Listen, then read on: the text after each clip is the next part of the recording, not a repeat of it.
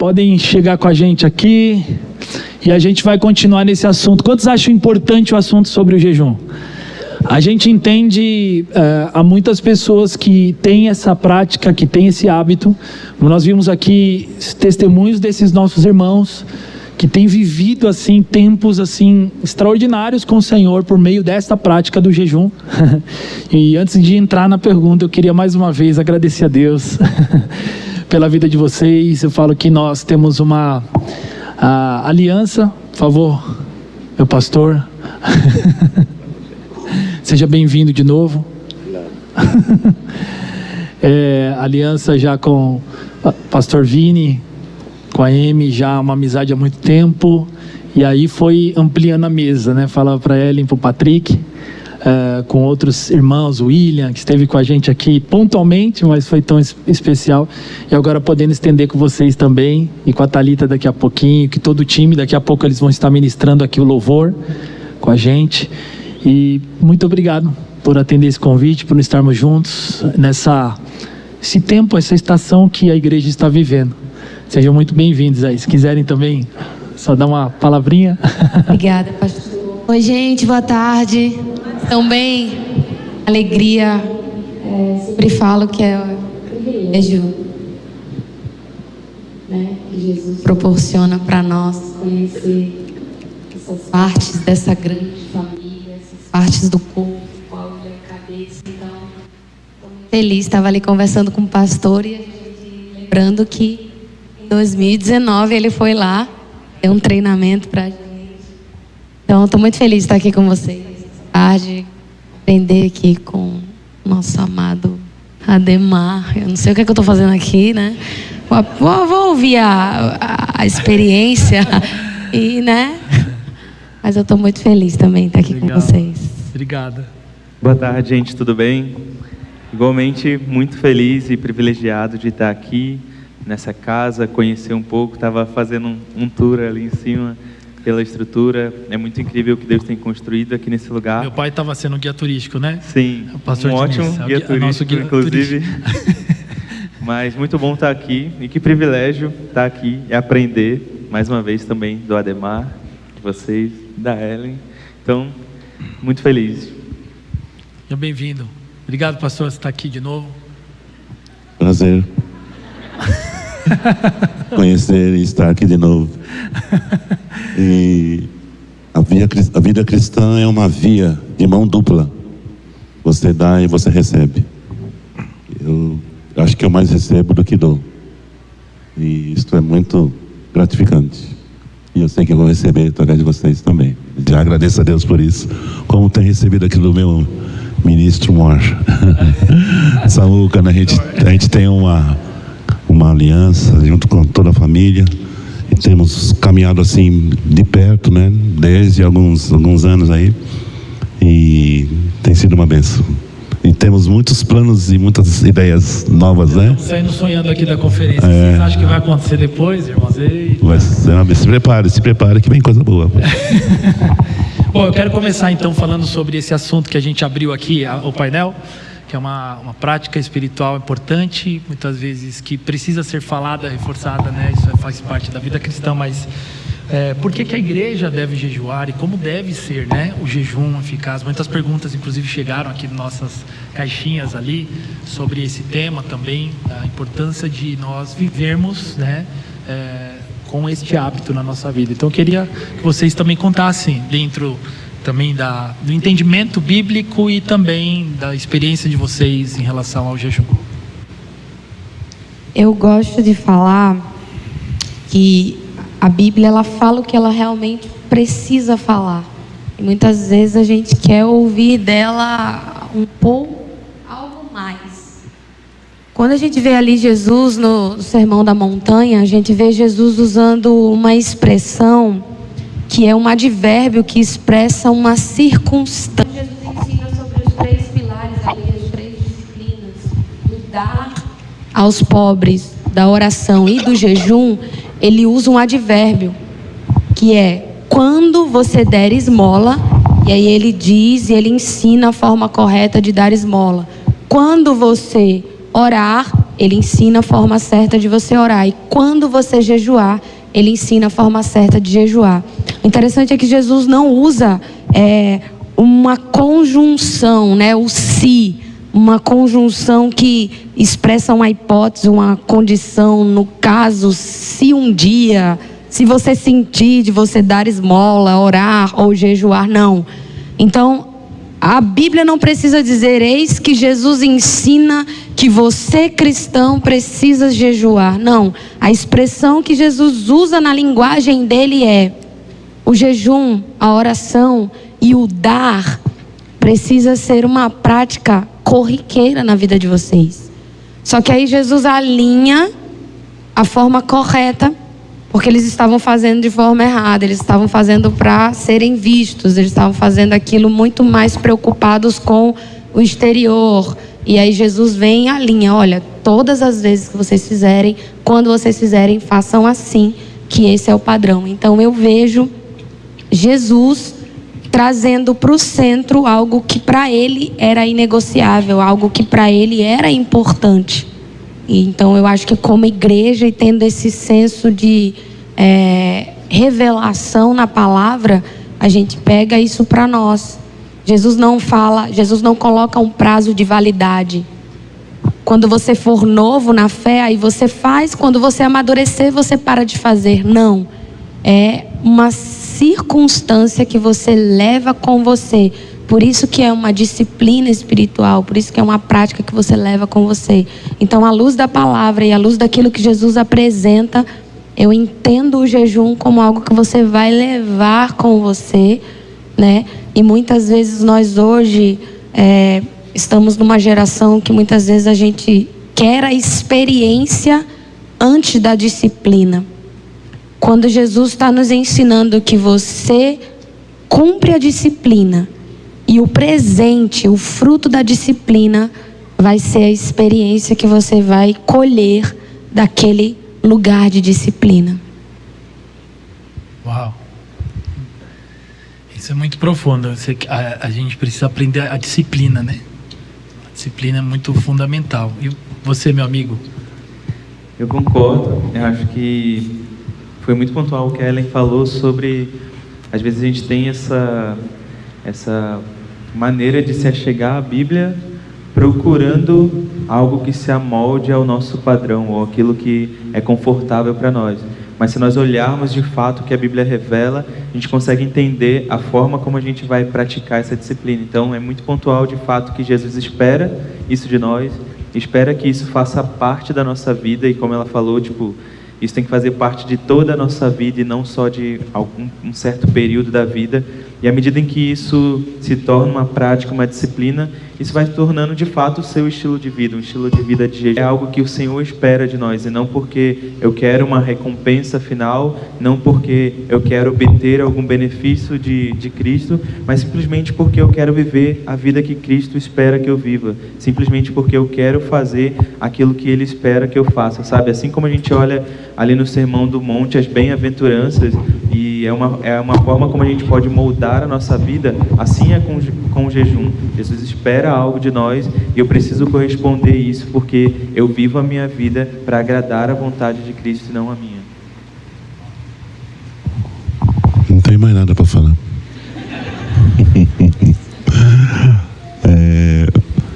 Estava pensando aqui no texto de Filipenses 2, versículos 6, 5 em diante, em que Paulo faz uma observação. Na verdade não é uma observação, é uma ordem mesmo. Haja em vós o mesmo sentimento que houve em Cristo Jesus, que não teve por usurpação ser igual a Deus, antes esvaziou-se de si mesmo, fazendo-se semelhante aos homens, tornando-se servo, ser obediente até a morte, morte de cruz, pelo que Deus o exaltou soberanamente, lhe deu um nome que é sobre todo nome, para que ao nome de Jesus se dobre todo o joelho dos que estão nos céus, na terra e debaixo da terra. Esse versículo não fala de jejum, mas Jesus sempre é modelo de algo que Deus espera de cada um de nós. Não só espera, como trabalha em cada um de nós para prover para nos levar a uma experiência de esvaziamento. Porque ninguém voluntariamente se esvazia. Aí Deus cria lá umas situações, e eu estou falando por experiência própria, situações indesejáveis, ao extremo ponto de eu pensar, Deus se enganou de pessoa, acho que não era comigo que ele tinha que fazer esse trem doido aqui, mas era comigo mesmo. Porque Deus sabe colocar o dedo assim no lugar pontual, para falar, para fazer algo que Ele quer fazer em nós. E um ensino que tem assim ficado muito forte no meu coração nesses dias, e eu tenho repetido aqui, né, na nossa conferência, é o texto lá de Isaías 43, 21. Povo que formei para mim. Então há um conceito aí por trás dessa pequena frase que é muito claro nas Escrituras. Deus me criou para Ele, pronto. E as demais coisas, é uma bênção, casamentos, eu sou casado, tenho filhos, tenho ministério, tenho maravilhoso, mas prioritariamente Deus me criou para Ele, ponto. Eu tenho que focar nisso, porque se eu não focar nisso, eu vou me distrair com as coisas que estão ao meu redor, e Deus não vai poder me esvaziar como Ele precisa me esvaziar, sabe?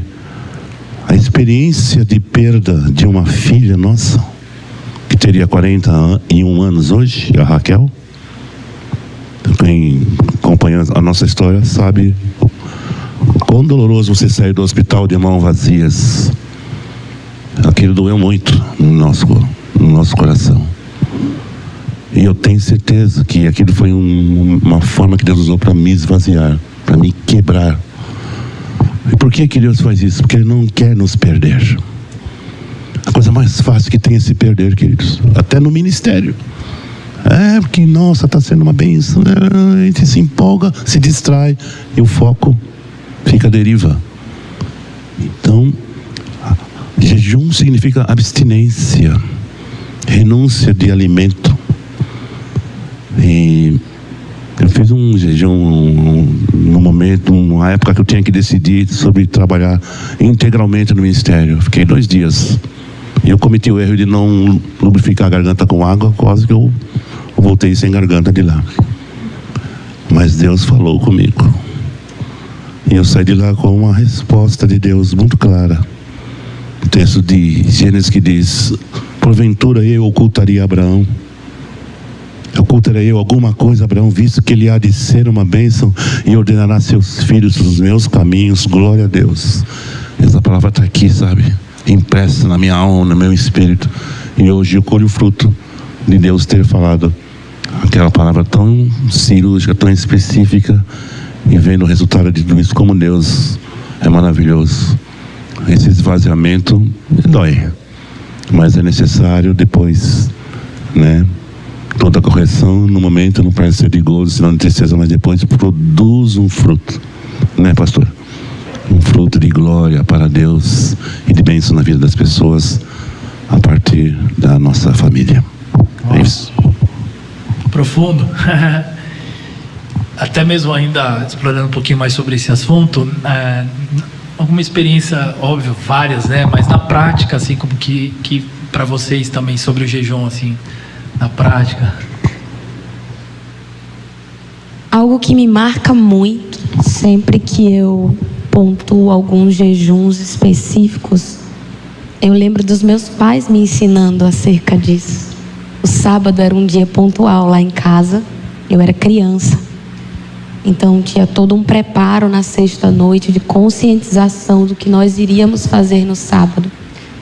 E eu lembro de muito novinha ainda, Jesus me encontrando nesses períodos onde eu perguntava para minha mãe o que isso ia produzir.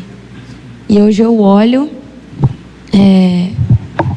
para os frutos, e eu vejo algo sendo formado, sabe?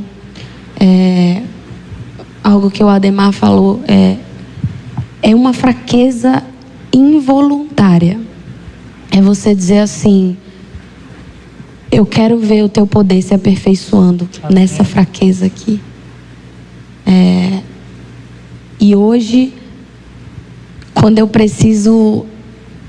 E eu estava conversando com os pastores ali, nós vivemos numa geração tão estimulada por tantas coisas, existe tanta competição pela nossa atenção, existe tanta distração. E o jejum, como o Patrick falou, ele não pode ser um fim em si. Às vezes a gente cresce, né? Faz uma campanha, um carro novo, um emprego novo, um casamento. E ele não é um fim, mas ele é um meio, sabe? Onde o meu maior intuito hoje, abrindo meu coração para vocês, é quando eu estou percebendo que a voz não está tão audível. É quando eu estou percebendo que o olhar está querendo mudar. Espírito Santo ali trabalhando dentro de nós, dizendo: vamos para o lugar da fraqueza, para a voz voltar a ficar nítida, para a mente, a visão parar de ser atraída por outras coisas. Então eu vejo uma construção, eu vejo Jesus me encontrando ainda muito criança. Eu tive esse privilégio de ser ensinada acerca dessa disciplina. Também tive um privilégio dos meus pais terem clareza, a cosmovisão correta e me ensinar de que o jejum não era um fim para obter as minhas conquistas, mas um meio para conhecer Jesus, um meio para ouvir melhor a voz de Jesus, para amar o que Ele ama, desejar o que Ele deseja. Então isso me marca hoje como jovem, e eu sempre trago essa realidade para mim quando eu quero alguma resposta muito específica. Mas não só isso, você trazer literalmente como uma disciplina, como algo que está ali na sua vida, te ajudando, te fortalecendo no dia a dia ordinário. Quando acaba uma conferência de segunda a sexta, você está ali com essa voz audível e essa percepção aguçada daquilo que Jesus quer falar. Para mim, o que me marca no jejum é que ele me faz dar de cara com minha fraqueza e com minha pequenez. Porque, embora a gente saiba que somos pecadores, criaturas caídas, por N motivos, às vezes a gente se acha bom demais. A gente acha que o que a gente faz é fruto do nosso próprio trabalho, é fruto do nosso próprio esforço. E quando eu jejuo, a minha fraqueza se torna mais latente, sabe? Eu consigo perceber mais ainda a minha distância para com o Senhor. O quanto Deus é grande, o quanto eu sou fraco e dependo dEle. Então, é doloroso, mas é super necessário ser lembrado através do jejum que eu sou totalmente dependente de Deus. Tipo, eu não posso nada com as minhas mãos, eu não posso nada na força do meu braço, mas quando eu estou fraco e quando eu me abstenho do alimento, eu me torno mais fraco ainda e eu vejo, eu sou totalmente dependente de Deus, sabe? Eu preciso ter de fato Deus como centro da minha vida, porque por mim eu não posso fazer nada. Então essa é a experiência mais marcante do jejum para mim, sabe? Mostrar para mim mais ainda o quão fraco eu sou, o quão pequeno eu sou, para que Cristo ele possa se fazer forte e grande na minha vida e eu me torne cada vez mais dependente dele. Isso é tão maravilhoso, né? Uma experiência que Deus tem me dado assim sobre jejum. Depois eu quero até que o pastor dê uma dica para quem quer começar, porque tem muitas pessoas que já têm o hábito, mas muitos querem dar um start, né? Querem ou renovar, fazer algo novo, né? Com Deus, o propósito. E também a gente tem que entender que existe um equilíbrio nesse processo. Então, quando chega essa conferência, nós nos preparamos com pelo menos 21 dias, jejuando, orando coletivamente. Mas eu tenho entendido uma chavezinha que Deus tem revelado no meu coração sobre quando termina uma conferência, é o momento de fazer para que essa voz, como a Ellen falou, ela realmente seja uma prática, ela aumente em nós, porque a conferência com certeza vai despertar algo dentro do nosso coração, mas a voz vai aumentar à medida que a gente agora começar a construir essa relação. Então, minha experiência pessoal, eu aumento mais o meu tempo de jejum pós uma conferência como essa, porque eu tenho a necessidade de estar ali. Eu lembro que a palavra nos revela, Jesus ficou 40 dias de jejum no deserto, e quando ele saiu de 40 dias, a primeira pessoa que aparece na frente dele não foi um anjo, mas foi o diabo. Então nós precisamos ter esse discernimento para que a gente entenda que o nosso lugar não deve sair deste lugar, né? Nós precisamos permanecer, e o Senhor tem aumentado essa estratégia, esse discernimento no meu coração. Então eu queria que o pastor Ademar também falasse uma dica. Querem começar, quer dar um start, pastor, o que você orienta? Então, o que você deixar de comer, dá para mim que eu vou comer para mim.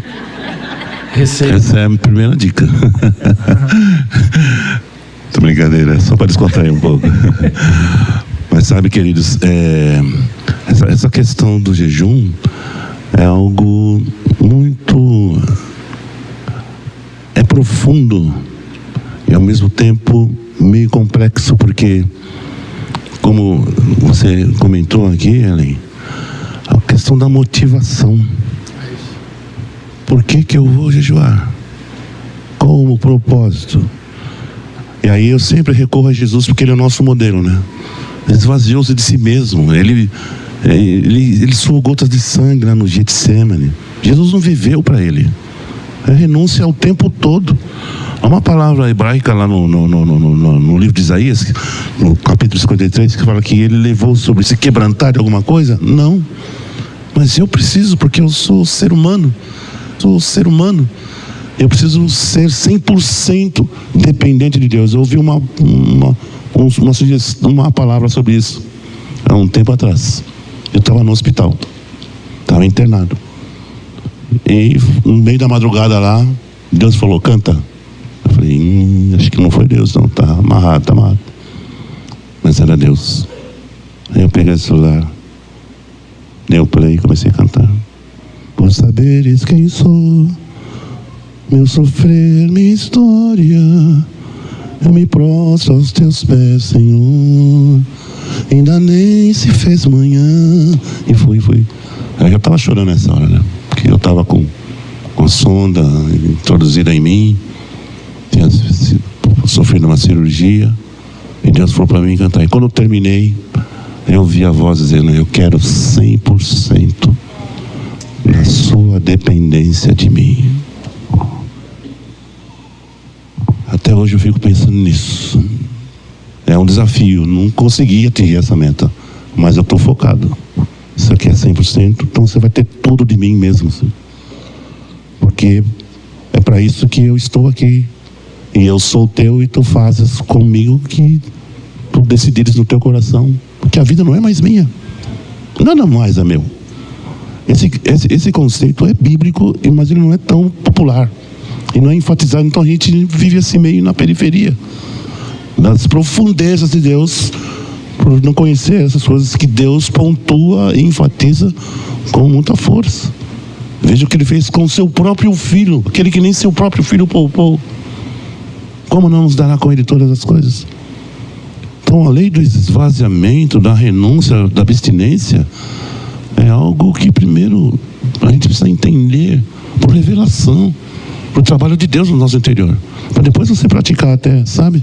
Senão você vai fazer a coisa meio mecanicamente. Exatamente. E começa assim, como ele nos ilustrou aqui, uma semana de jejum, uma parte da refeição. Não começa assim: vou fazer 30 dias sem água, sem comida. Você vai morrer. Você quer morrer, então não faz isso. Né? Vai por sua conta, porque Deus não está pedindo isso. Mas começa assim, com pequenas doses. Uma refeição, 2 dias, 3 dias. E você vai ver no processo que Deus vai te guiar. De repente Ele já tem uma resposta, uma direção nova para a sua vida. Porque é um aprendizado, não se ensina isso em escola nenhuma. É entre você e o Senhor. É um ato de entrega, é um ato de amor. De filho que é amado e quer, de alguma forma, expressar amor também. Nós o amamos porque Ele nos amou primeiro. Então não é uma imposição, não dá para obrigar você, vai jejuar, você não. Não, né? É um processo, né? Que se torna aquilo que Paulo fala em Romanos 12, né? Apresenteis os vossos corpos em sacrifício vivo, santo e agradável, que é o vosso culto racional. E não vos conformeis com esse mundo, mas transformai-vos pela renovação da vossa mente. Então é um processo de transformação, e o final vai ser maravilhoso. Eu falo por experiência própria. As bênçãos que eu experimentei, a amplitude de revelações que começaram a me alcançar a partir dessa prática são maravilhosas. Então chega um momento que deixa de ser um peso, uma coisa, como você falou, né? Uma coisa assim dolorida. É dolorida sim, mas você sabe que você está nas mãos de alguém que te ama, que te pega no colo, que te dá um cântico novo, te dá uma alegria nova, que sempre tem um plus. Esse é o nosso Deus, vale a pena. Aleluia. É isso aí. Falando em cântico, entrar nesse assunto aqui, nós entendemos que a música ela tem a capacidade de poder formar também, né? A parte teológica de uma igreja e também ela coopera juntamente com todo esse processo de formação de discípulos, né? Discípulos maduros de Jesus. Olhando para essa era onde nós vemos não temos mais controle de tudo que está acontecendo, né? Porque você olha para alguns anos atrás, não tinha todo esse leque de possibilidades para que você pudesse ter acesso a tantos ministérios, a tantas canções e toda hora surgindo coisas novas. A minha pergunta para vocês, dentro dessa experiência, é o que a igreja deve cantar? O que é que vai trazer realmente para a igreja, né? Essa maturidade, o que a igreja deve cantar? Que vocês entendem que isso vai ser esse modelo que vai levar a igreja para esse momento de crescimento, de maturidade espiritual, de revelação, né? Então eu queria que vocês compartilhassem com a gente. Eu sei que é um assunto até mais extenso, mas a gente só dá uma pincelada aqui. Eu sei que parece muito clichê, mas a igreja precisa cantar a palavra. Precisa ser lembrada dos grandes feitos do Senhor. A gente vê sempre que o povo viveu algo marcante no Senhor. Foi se estabelecido um canto. E esse cântico, ele serve como memorial para as próximas gerações, né? Então a gente sempre levanta lá na nossa casa de cantar acerca do que o Senhor já fez, do que Ele tem feito, do que Ele prometeu que faria. Isso vai fazer com que o nosso espírito, né, isso vai trazer à memória aquilo que nos dá esperança. Nós olhamos para trás aquilo que o nosso Deus fez, o que Ele tem feito e o que Ele vai fazer. Isso vai mantendo o nosso coração em quem Ele é. Cantar acerca dos seus atributos, cantar acerca da contemplação desse Deus que, à medida em que nós contemplamos, nós somos transformados de acordo com a sua imagem. A palavra como sendo o fundamento das canções da igreja, a palavra inerrante, consequentemente vão gerar canções que não erram. A gente sempre fala, né, nas oficinas de composição, a gente não está criticando quem canta poeticamente sobre algumas outras coisas, mas a palavra vai dizer que o coração do homem é enganoso. A gente acorda com a vontade de fazer uma coisa, já chega na hora do almoço, já mudou aquela vontade. No meio do dia a gente já tem vontade de fazer outra coisa. Então, se eu canto sobre as minhas emoções, se eu canto baseado nos meus sentimentos, eles mudam a cada minuto. Mas se eu canto a palavra, ela é a verdade, ela é estável, ela muda as circunstâncias, ela é o próprio Deus encarnado, o Verbo. Então, cantar a palavra, eu sei que essa frase pode parecer clichê, e como você já falou, pastor, a gente estava conversando lá dentro também sobre a cosmovisão correta do momento do cântico na igreja, que é uma forma também de ensino. Talvez alguns aqui cresceram ouvindo de que o momento da adoração, o momento do louvor, é um momento de preparo para o nosso coração, para a gente então ouvir a palavra de forma falada, né, o sermão. Mas eu ouvi um pastor uma vez falando o seguinte, que ele achava um pouquinho injusto, porque se gasta algumas horas e semanas montando um sermão, estruturando ali o esboço e os tópicos e as passagens bíblicas, E os irmãos até abrem a Bíblia na hora da palavra do sermão, até vai para casa pensando ali, aplicando.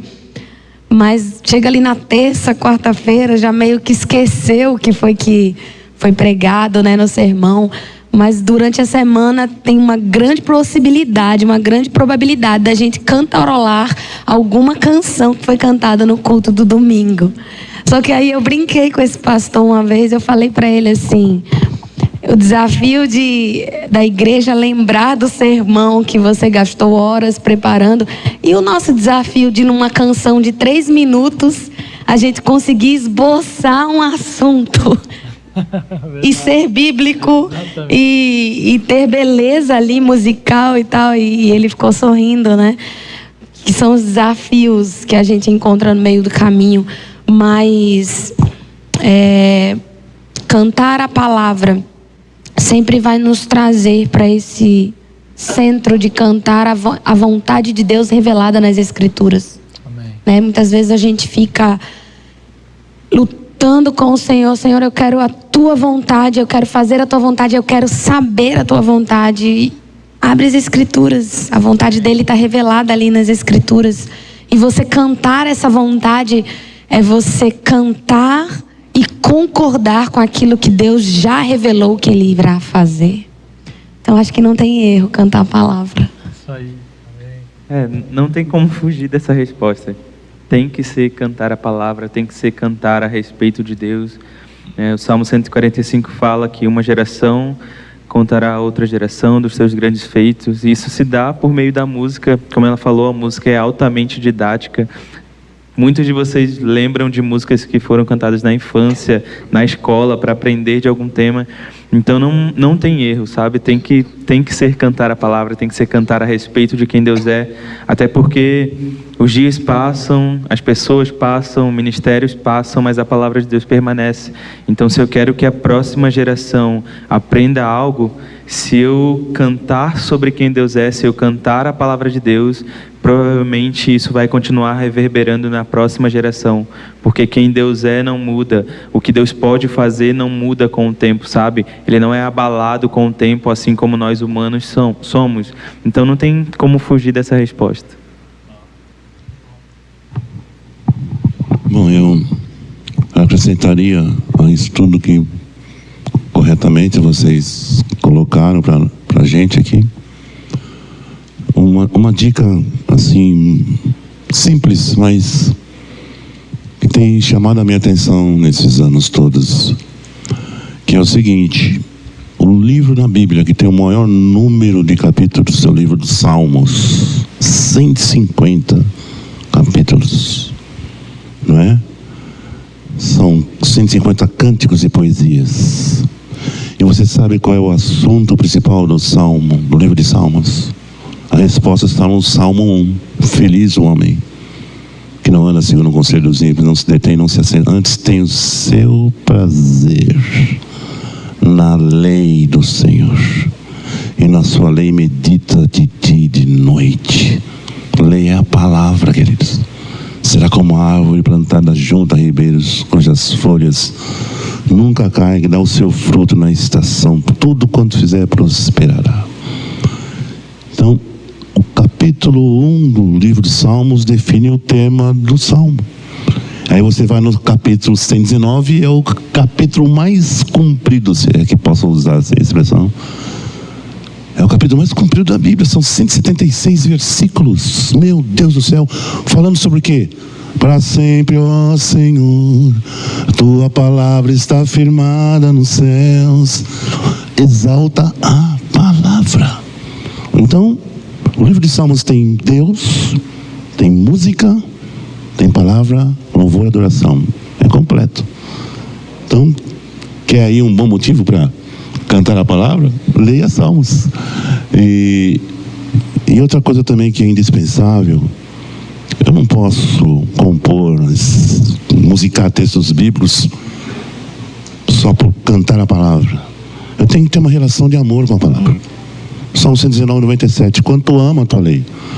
Por quê? Porque a palavra de Deus revela, brilha dentro de você, ilumina o seu interior. Você se sente amado, acolhido, cuidado, consolado, curado, perdoado, renovado. E isso vai aumentando a sua percepção, a sua sensibilidade em relação a esse amor. Aí você quer mais Bíblia, aí vem cântico novo, e aí vem e vai ficar nessa, sabe? Então, eu falei hoje à tarde aqui no o que foi mesmo? Workshop. Dando esse conselho, né? Procure estabelecer uma relação de amor com a palavra. Não leia a Bíblia por ler. Busque, Senhor, eu vou ler porque eu te amo e eu amo a tua palavra. E eu sou tão curado, sou abençoado, sou santificado quando cada vez, e até cânticos tu me presenteias, mesmo que eu não esteja ali para compor, musicar textos bíblicos, né? Então fica essa dica. Tenha uma relação com a palavra baseada em amor, o mesmo amor que está derramado no seu coração. Segunda coisa, é um momento de entrega. Não leia a Bíblia por ler, eu me entrego a essa leitura, eu me entrego ao Deus dessa palavra. E Ele vai falar com você, tenha certeza disso. E a terceira dica é a oração no Salmo 119, 18, que eu já falei aqui. Desvenda os meus olhos para que eu veja as maravilhas da tua lei. Só isso. Pastor, eu gosto muito de uma citação do A.W. Tozer. Ele fala assim, que quando a gente lê as Escrituras, existe um homem ali nos lendo, e esse homem é Jesus. Então, isso vai muito de encontro com o que o pastor Ademar falou. Não é a leitura da palavra para dar um check na minha vida do cristão e tirar aquele peso da consciência, mas é aquela fome, aquela sede, e fazer perguntas para esse homem e parar.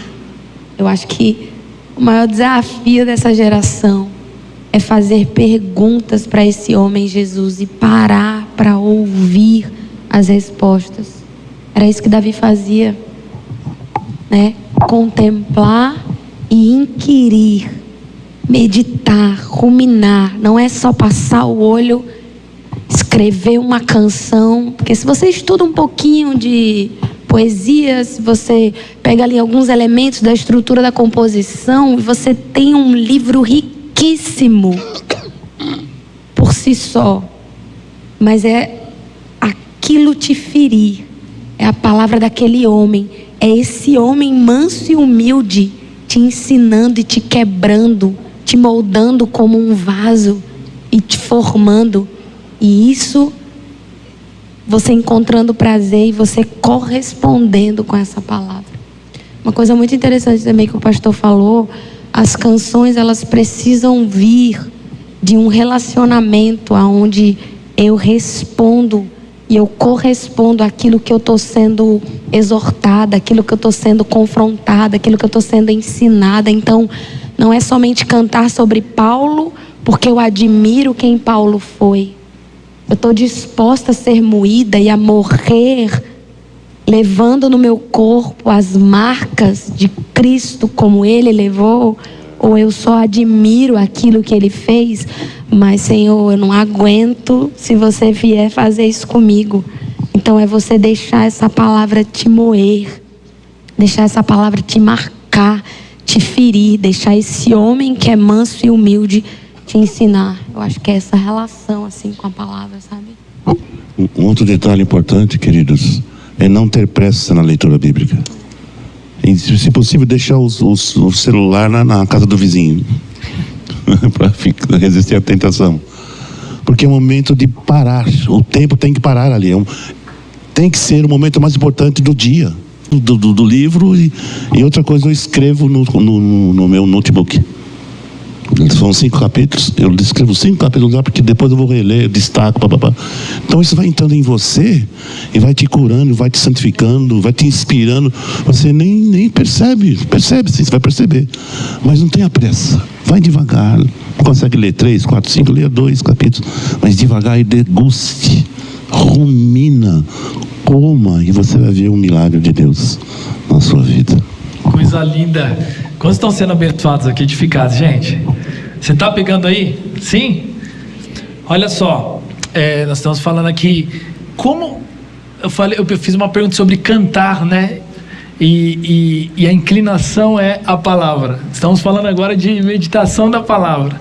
Porque esse processo é tão maravilhoso, porque eu falo que tem músicas que elas inspiram. De fato, elas se identificam. Você pega aí modelos, pode ser musicais, sejam sertanejo e outros, que estão falando sobre uma experiência pessoal onde as pessoas se identificam. Elas são músicas ali pessoais, fruto de uma experiência onde as pessoas elas se identificam.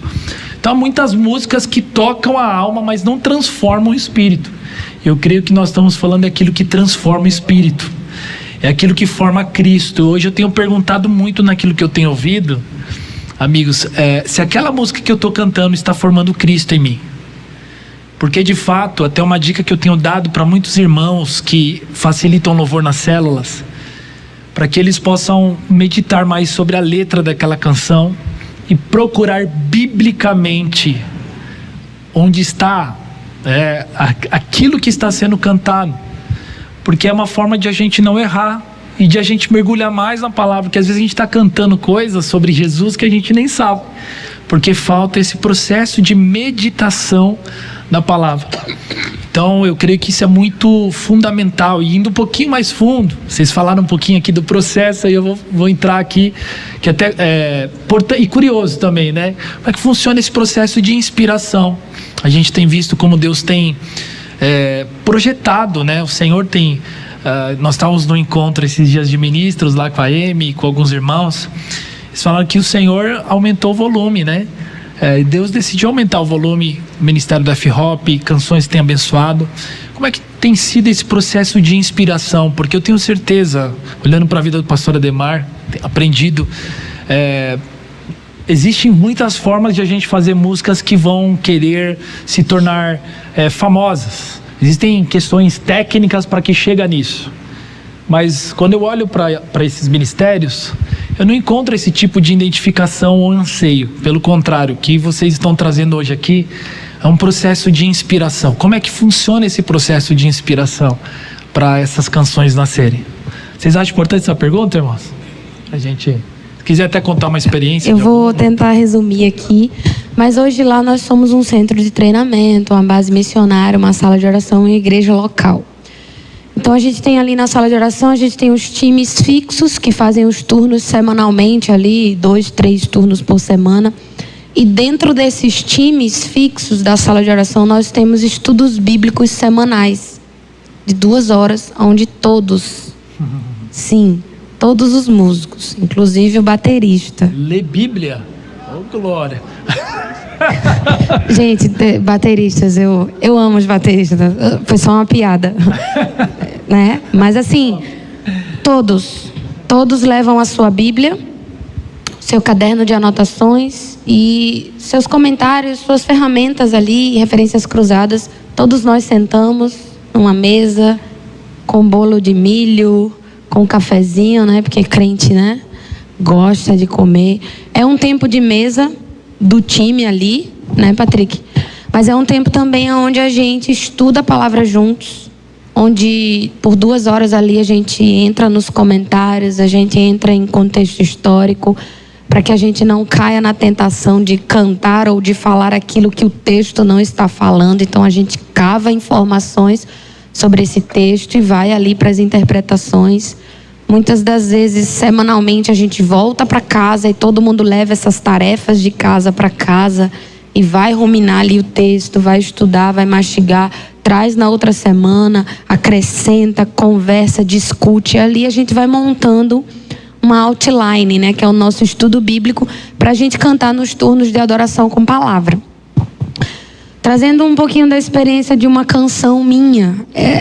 Em 2017 eu comecei a estudar as cartas de Paulo e comecei a estudar a vida de Paulo, né? E o homem que falou para a gente imitar ele, porque ele era um dos maiores imitadores de Cristo. Eu fiquei, mano, peraí, você falando, então vamos lá, vamos estudar esse cara.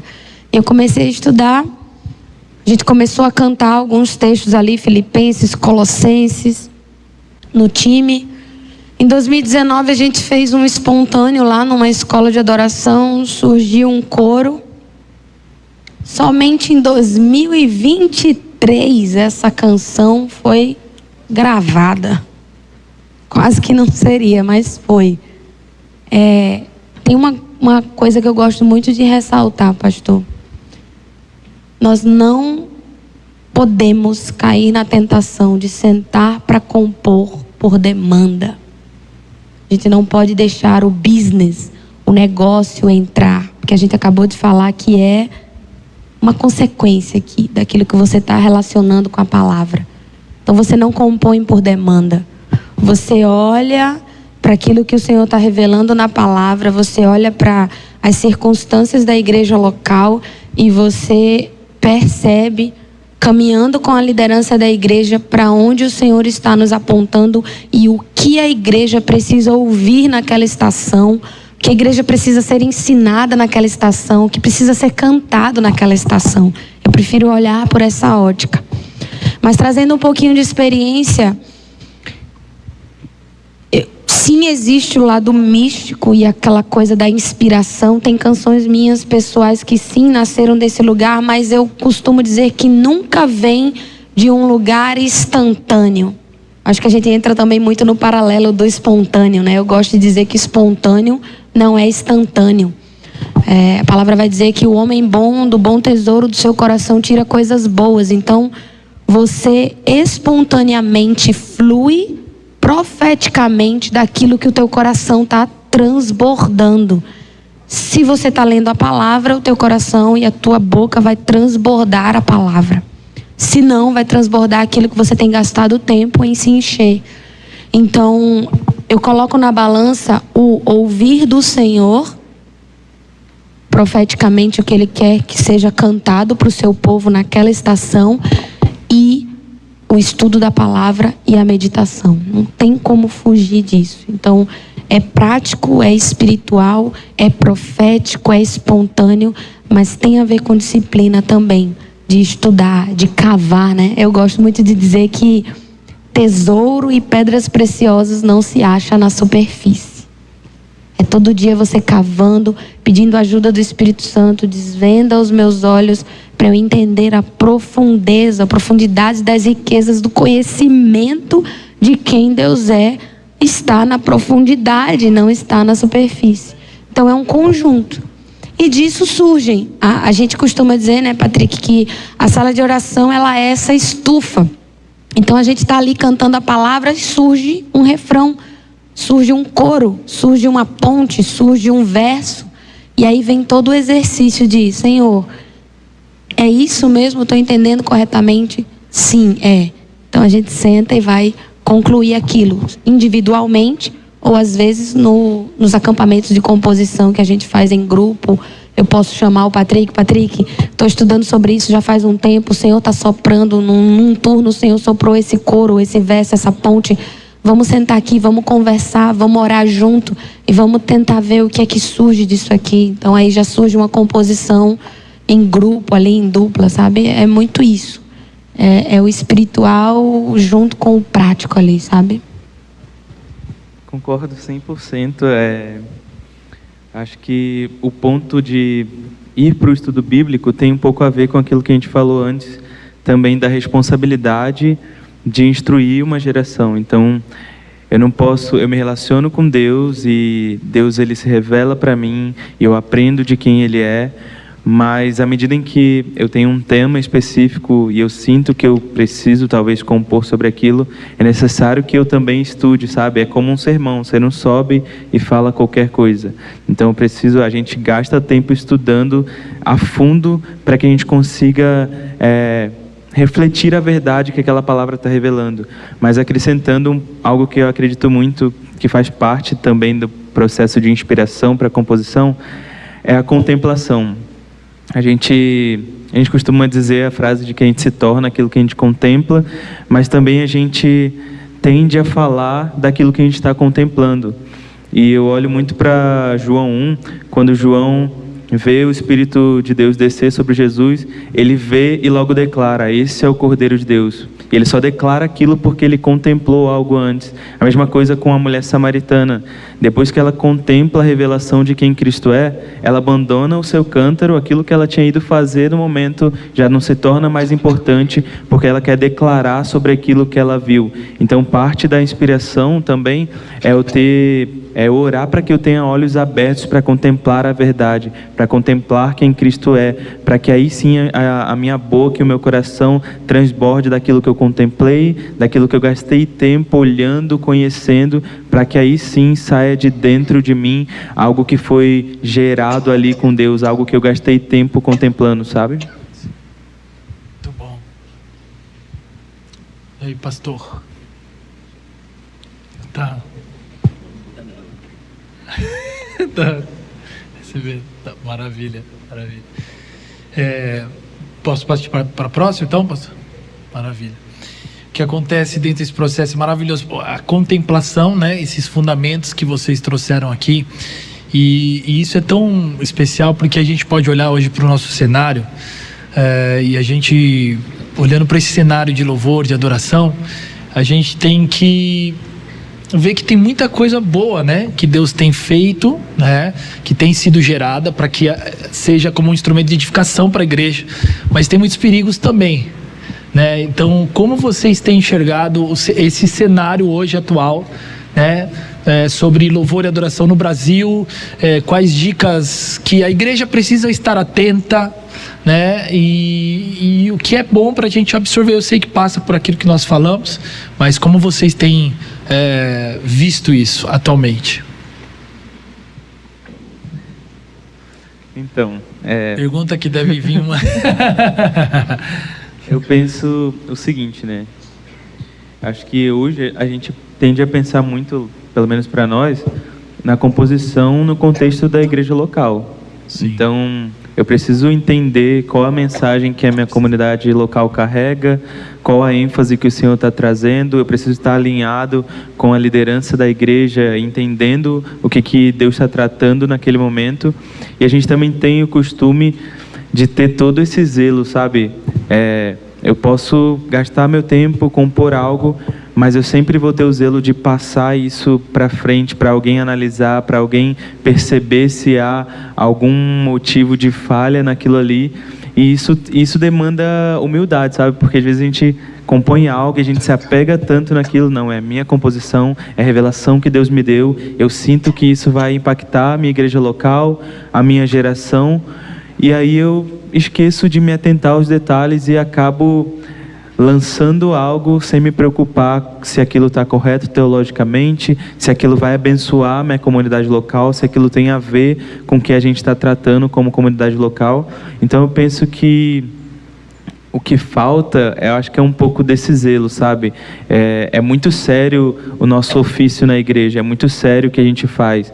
E compor é uma dádiva de Deus, mas é uma responsabilidade muito grande. Porque, como a gente falou antes, a música ela instrui, ela é muito didática. Então, aquilo que eu vou cantar pode direcionar a vida de uma pessoa por muito tempo. Então, eu acho que falta um pouco de zelo. E olhando um pouco também para aquilo que eu falei da contemplação, falta olhar mais para Cristo, porque se eu contemplo só a minha vida, só as minhas intimidades, só as minhas emoções, a minha tendência é falar sobre isso.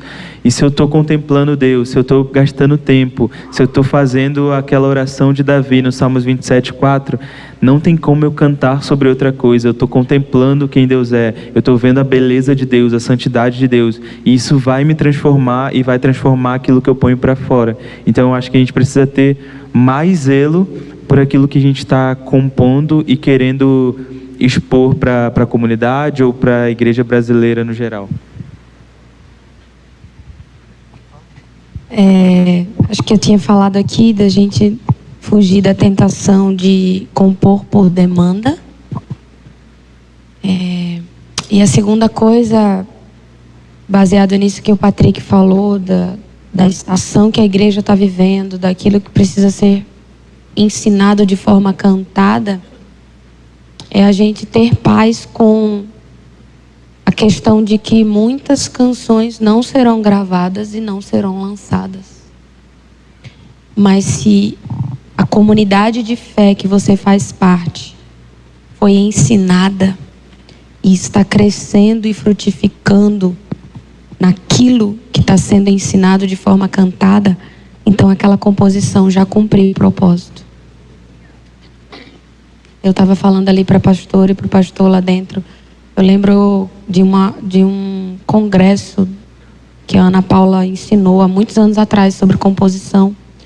E ela falou que tem canções, e aí eu descobri que o pastor também falou, tem composições que vocês nunca vão ouvir, que serviram para aquele tempo, para edificação.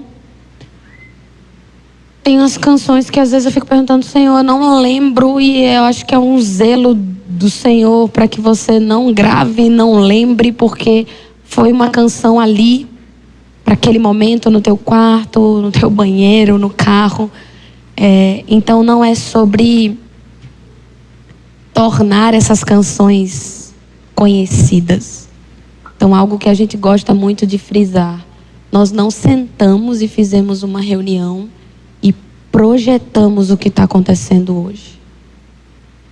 Não. De fato, como a expressão que você usou, pastor, aprove o Senhor aumentar o volume nessa estação. E a hora que Ele quiser baixar o volume, a gente vai continuar instruindo a nossa comunidade de fé nas Escrituras. E é isso. É um povo comprometido com o ensino da palavra. É aquilo que o Patrick falou, aquilo que eu citei também.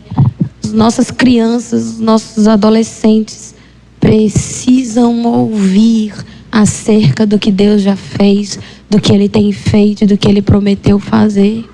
Todos nós aqui fomos instruídos de forma cantada por alguém. Está sentada hoje aqui do lado desse homem que instruiu gerações, instruiu a minha geração acerca daquilo que o Senhor foi marcando o coração dele, revelando nas Escrituras. Isso a gente precisa passar. Esse legado precisa continuar. As próximas gerações precisam cantar acerca dos grandes feitos do Senhor. Então é isso. E a palavra, ela vai cumprir o propósito pelo qual ela foi liberada. Profundo, irmão. Eu queria deixar um desafio aqui para mim mesmo e para cada um de vocês, de todos vocês, baseado no livro de Atos dos Apóstolos, capítulo 2, versículo 6. Esse versículo sempre me põe na parede. Que diz assim na versão que eu tenho lá, né? Vindo do céu, aquele som, ajuntou-se uma grande multidão. Então, se há algo que cada um de nós precisa receber, conhecer, ser possuído pelo som do céu.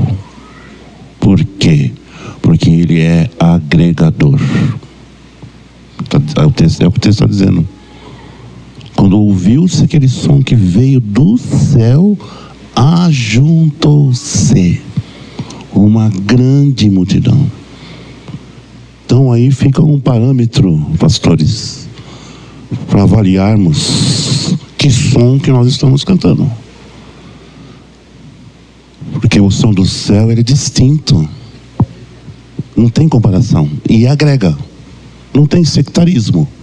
Eu sou do estilo do Patrick, não, eu sou mais do estilo da Ellen, não, eu sou do estilo do Samuel. Gente, não tem esse negócio de estilo, isso é criancice. O som da igreja no mundo agora é esse. Que som que é esse da igreja no mundo? A gente fica inventando. Tempos do pastor Ademar, né? Eu sou dos tempos da identificação do pastor Ademar, a gente fica inventando essas coisas. Agora o som do momento é o som do céu. Se ele está em mim, ele vai agregar. Uma coisa que me chama a atenção, sabe o que é? A resposta das crianças a esses louvores que eu tenho cantado há 200 anos. A mãe posta lá no Instagram. Eu estou fazendo uma coleção assim de pega tem um com uma guitarrinha, ele fica assim.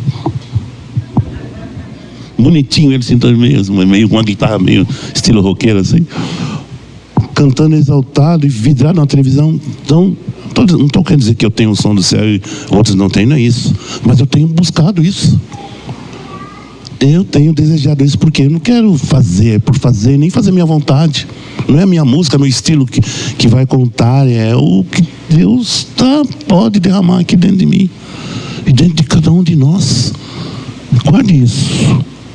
O som do céu é agregador.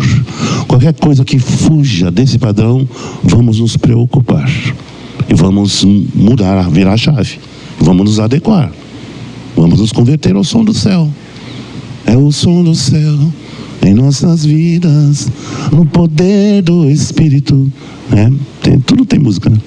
Benção esse negócio. Isso aí. Amo vocês. Maravilha. Quem foi edificado aqui? Vontade de ficar mais, não dá, irmão? Mas eu queria deixar com ênfase sobre esses temas aqui, que dá pra gente mergulhar, né? Ficaria, mas com certeza há muitas riquezas que o Senhor está preparando e hoje foram dispensadas para nós. Deixa eu te interromper Pode me interromper. Porque me ocorreu um detalhe aqui que reforço do que está falando. Ontem à noite nós tivemos um tempo maravilhoso aqui no culto, né? Sim. E aí, do nada não, né? Do Senhor, me veio a música Me Derramar, né? Eu não estava no louvor ontem, foi o reverendo aqui que estava no louvor. A minha missão ontem era compartilhar a palavra. Mas depois de tudo que aconteceu, Deus sempre dá aqueles insights, né? Eu fui lá, o rapaz do teclado, falei, dá um sol aí. Ele falou, o que? Sol. O que? Sol. G. E eu só pedi o som, não falei que música cantar. E ele deu o sol e eu já... Eis-me aqui, outra vez, diante de ti abro meu coração, meu clamor, tu escutas e fazes cair as barreiras em mim. És fiel, Senhor, e dizes palavras de amor e esperança sem fim. Ao sentir o teu toque, por tua bondade libertas Deus no calor desse lugar. Eu venho me derramar, dizer que te amo, me derramar, dizer te preciso, me derramar, dizer que sou grato, me derramar, dizer que és formoso. A gente não conseguia parar de cantar, vocês lembram disso? Sabe o que significa isso? O som do céu. Essa música não é minha, mas o Espírito soprou essa canção para cantar naquele momento. É antiga, aí tem esse eu não sei como é que eu vou qualificar esse hábito que alguns de nós temos. Essa música antiga, essa música é velha, essa música das antigas, velha é você, xaxarope. Deus faz novas todas as coisas. Louvado seja o nome do Senhor. Não tem esse negócio, velha mentalidade das pessoas, né? Eu fui muito ministrado e não estava no meu setlist, nem foi assim. Acontece aí, Ademar. Eu só fiz fazer o que Deus, o Senhor soprou. Amém. Te amamos, Jesus. Amém ou não amém? Amém. Isso é maravilhoso, queridos. Nós poderíamos ficar aqui, mas a gente vai parar por aqui. Porque dá vontade, né? Vocês ficam jogando essa pressão em mim. Eu fico aqui, vocês não brincam comigo. Mas é maravilhoso, porque a gente tem crescido em tudo isso que Deus tem falado conosco. E eu creio que quando eu olho para o Ministério F-Hop, eles falam F-Hop, né? Eu já falei F-Hop também. É F-Hop, né? Só para deixar claro que vem da palavra não hope, né? Só para explicar. Não é hope de esperança, é F-Hop. Florianópolis House of Prayer, né? Florianópolis Casa de Oração. Exatamente. Todo mundo fala, gente, tem cada pronúncia. F-Hope é o mais tranquilo. F-Hope é o mais de boa, assim, FOP. FOP também. FOP, F-Hub. E aí vai, né? E aí não para. Então, o F-Hop, eu vejo como tem passado por esse processo de formação de ministros, formação de... É uma escola, né? Geracional. A Ellen aí, 8 anos, né, Ellen? 9 anos lá no ministério. Patrick... Vai fazer 5. 5 anos, né? E assim vai. A gente conheceu o Vini, né? O pastor Vini, a Amy lá atrás. E como é realmente maravilhoso essa escola de formação de discípulos, né? Da igreja. Crescendo, Deus fazendo algo maior do que quando começou. Deus projetando, seja como for, porque sucesso não é ter visibilidade, a gente entende isso, mas o que Ele quiser fazer, Ele vai fazer, amém, queridos? Mas isso é fruto de seriedade, fruto de fundamento, de formação. Então eu vejo esse versículo na vida deles, firmes e constantes, sempre abundantes no Senhor. Da mesma forma como eu olho para o pastor Ademar, eu vejo o firmes, constantes, sempre abundantes. 45 anos. 50 anos de ministério. Começando agora, né, pastor? Eu participei do 40, né? Já vai fazer 10 anos já. Então, isso que eu falo, faz 10 anos que a gente fez aquele projeto lá junto, né? Legado 40. Meu Deus do céu. Eu tive o privilégio de participar do Legado 40. Coproduzindo esse projeto aí com o pastor Ademar, do Legado 40, já 50 anos de ministério. Então eu queria que vocês louvassem ao Senhor mais uma vez. Vamos honrar Deus pela vida desses. Deus é maravilhoso. Que o Senhor continue renovando. F-Hop, quantos anos aqui no Brasil? 10 anos, que vem uns 20 anos, 30. Pastor Ademar, que vem uns 100 anos. Aleluia! Pastor aqui com uma vitalidade e um vigor. E eu queria que vocês orassem para que a gente possa viver isso agora. Então, Ellen, você pode orar por nós agora? Sim. Gente, vamos ficar de pé rapidão. Jesus, nós queremos te agradecer, Senhor. Nós oramos sobre o pastor Ademar como um memorial, Senhor. Mantenha os nossos corações firmes em Ti, Jesus. Olhando nos Teus olhos de fogo. Desejando tudo que é puro, santo, justo e reto. Seja isso que permeie as nossas mentes. Fortalece Ele no seu homem interior. Continua usando Ele para instruir as próximas gerações e nos mostrar que vale a pena viver uma vida diante de Ti. Obrigada, Senhor, porque você tem formado Cristo dentro dele e isso tem abençoado a igreja brasileira, isso tem abençoado aqueles que caminham e olham para o seu legado. Nós somos gratos, Senhor, porque nós sabemos que aquilo que Ele tem cantado tem vindo de um lugar de relacionamento íntimo e verdadeiro contigo. Por isso nós pedimos, continue se revelando a Ele, continue abrindo as Escrituras a Ele, continue mantendo o seu coração te amando, Jesus, acima de todas as coisas. Jesus, obrigada.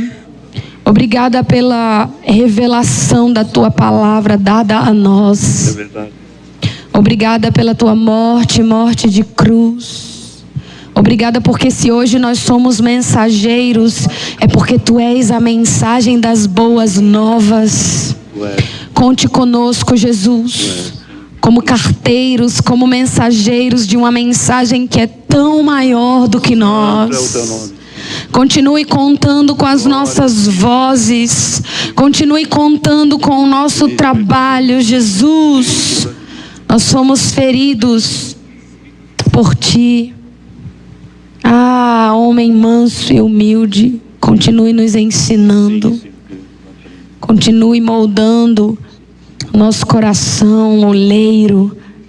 Continue fazendo os vasos na forma que você deseja e colocando no lugar que você deseja colocar.